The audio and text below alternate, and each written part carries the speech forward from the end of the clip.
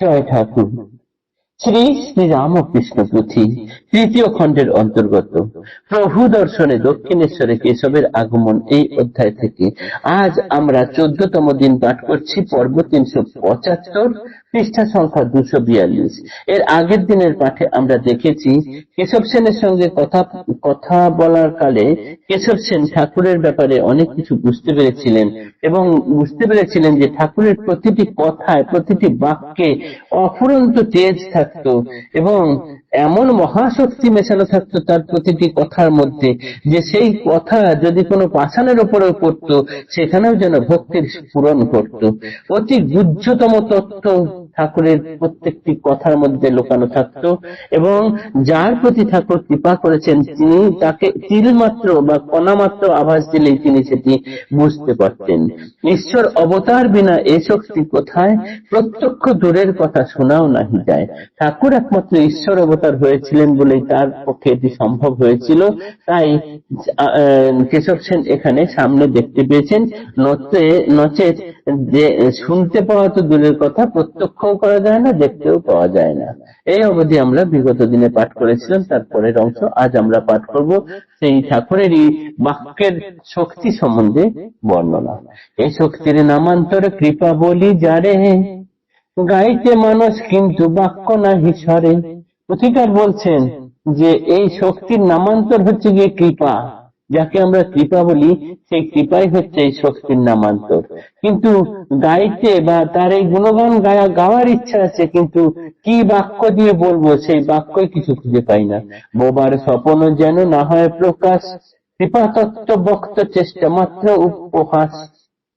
বিখ্যাত কেশব এত বিদ্যা বল ধরে, নূতন তর্কের সৃষ্টি মুহূর্তে কে করে। যথার্থ সিদ্ধান্ত যত কাটে তর্ক করি, বজ্রবাক শুনে বড় বড় মিশনারি। মহান্ত বিশেষ লোক প্রশান্ত সুধীর, সরল আধার ক্ষেত্র সৎগুণাদি। অন্তর যেমন বাজছে কান্তিমাখা তার, ভারতে চৌদিকে চেলা হাজার হাজার। সমাজ মন্দির কত বসে স্থানে স্থানে, সে কেবল একমাত্র কেশবের গুণে। এমন কেশব যার শক্তি এত ঘটে, প্রভুর নিকটে কেন বাক্য নাহি ফুটে। শ্রীচরণ তলে লুটে মুখে নাই সারা, লালায়িত দর্শনে দিনহীন পারা। যে কেশব সেনের গোটা ভারতবর্ষের চারিদিকে চেলা হচ্ছে হাজার হাজার, নানান জায়গায় সমাজ মন্দির স্থাপন করে রেখেছেন এবং নানান জায়গায় তিনি বক্তব্য রাখতে যান।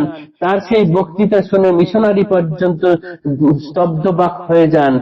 তিনি যে কথা শোনেন এবং যেটি নিজে স্থির বলে মনে করেন তার পিছনেই তিনি সঙ্গে সঙ্গে যুক্তি তর্ক স্থির করে নিতে পারেন।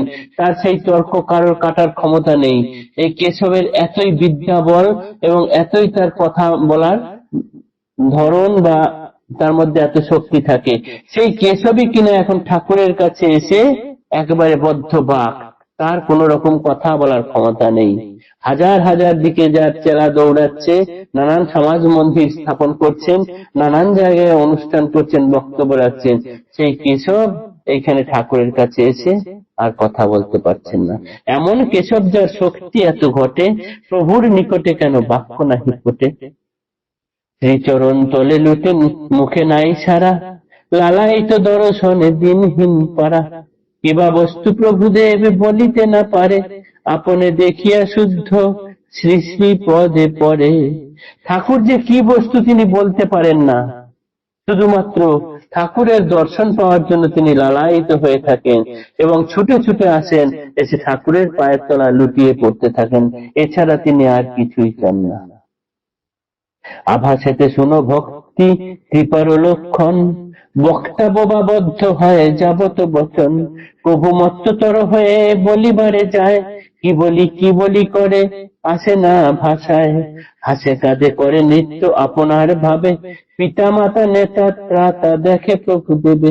শ্রী চৈতন্য দাতা প্রভু পতিত পাবন, নয়ন আবরণ মায়া তম বিমোচন। মর্তে বাস মধুলুপ্ত মধু পূজা মন, বুলিতে বুলিতে যদি মিলে অন্বেষণ। পারিজাত কুসুম কানন দৈব বলে, নীতি নীতি তথা নাহি বসে অন্য ফুলে।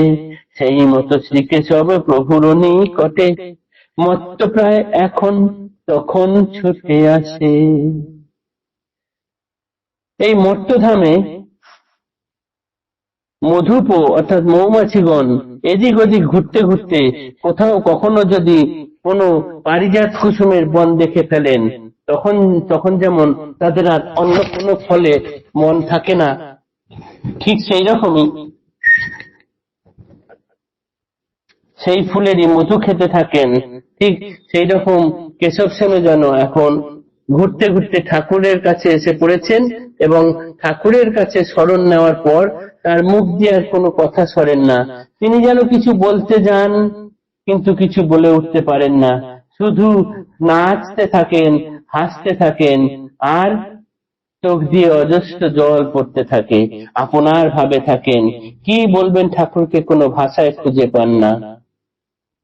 সেই মতো শ্রীকেশব প্রভুর নিকটে মত্ত প্রায় এখন তখন আসে ছুটে, অর্থাৎ ঠাকুরের কাছে তিনি এখন প্রায় মত্তের মতো, পাগলের মতো হয়ে আছেন, এখন তখন ছুটে আসছেন, কখন আসছেন কোনো ঠিক নেই, এসে ঠাকুরের কাছে শুধু বসে থাকছেন, কি বলবেন কোনো ভাষা খুঁজে পাচ্ছেন না। জয় ঠাকুর।